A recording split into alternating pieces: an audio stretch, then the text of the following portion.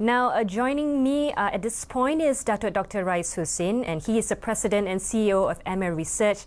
Dato', thank you for taking the time off with us. I'd like to begin with this. Now, with Cabinet meeting day one yesterday, and also several announcements has been made so far, what should the government's strategic thrust and what should the KPIs for the Cabinet be? I think Dr. Sri Anwar Ibrahim have started on the right footing. He has made an avalanche of decisions and he made it very clear the strategic directions that he will be taking on to spearhead the country to the new trajectory of economic success for the many. Now, having said that, I would encapsulate the entire strategic thrust that I can see as a 7 main strategic thrusts, beginning with number 1, unity and understanding.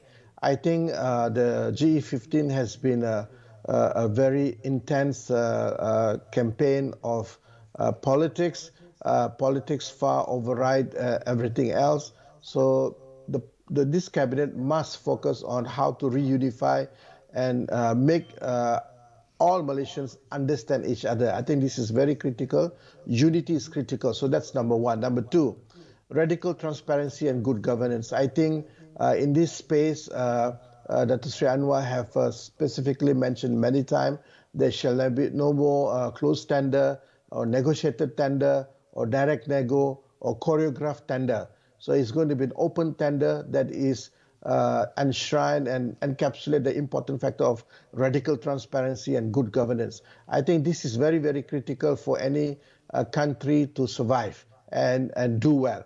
The next one is the curbing cost. We all saw the cost of living has been an important agenda that Dr. Sri Anwar has been talking about. Our inflation is high. Yes, we've been seeing some improvement in Ringgit Malaysia, but it is still not sufficient to bring down large chunk of goods and services that we have to spend. So this actually bring down the disposable income to a level that is not doable for many families. We used to have B40. Now Prof. Jomo talked about B61 and EMIR Research talks about B70 as a result of the post-pandemic as well as the global recession. So curbing costs is something that is important, and he has already manifested some of the things that he wants to do. Food security, we all know the large chunk of the cost involving food security. All food prices has gone up immensely, 3 times, 4 times, and this is something that has to be addressed. Food security can be addressed through the use of 4IR, bringing modern agriculture thing. We have one of the lowest arable land for agri-food, only 2% in the world. If we compare to even Bangladesh, who has 22%. So we need to address the food security matters. When you bring in 4IR into agriculture, it will also bring the youth back into the agriculture. We have a 65 billion ringgit net import every year, and this is a captive demand. We have about 1.812 million underemployed and unemployed. So we have a labor, and we have good land and fertile land. So I think this has to be done quickly, and I hope the Agriculture Ministry and the Food Security Ministry will take immense attention on this. We need to applaud that before this it was just agro-food, Agriculture Ministry, but now they include the word food security. I think food security is the cornerstone of any ministry.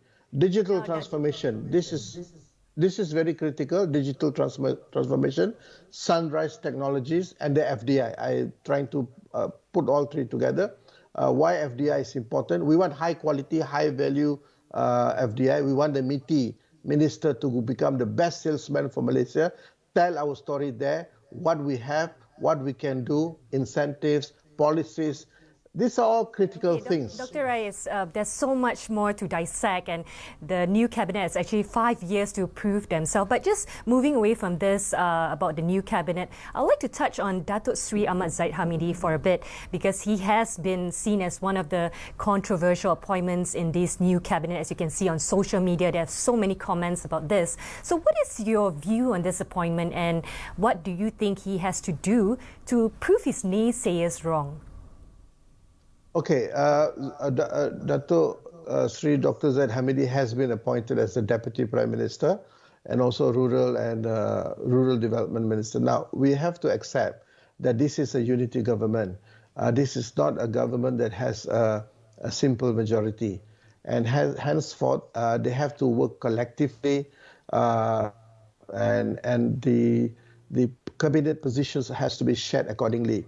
And I think, be that as may, obviously, Dato Sri Dr. Zahid Hamidi facing some other court challenges and so on, let it be on a parallel path. The more importantly is that he does have experience. He's a politician. He's been there and done that. And hopefully, he will use the skill, knowledge, and abilities as a politician to lead and help Dato Sri Anwar to bring us to a different level. Now, we all understand that he has been appointed as the first responsibility is what we call taking care of the flood situation.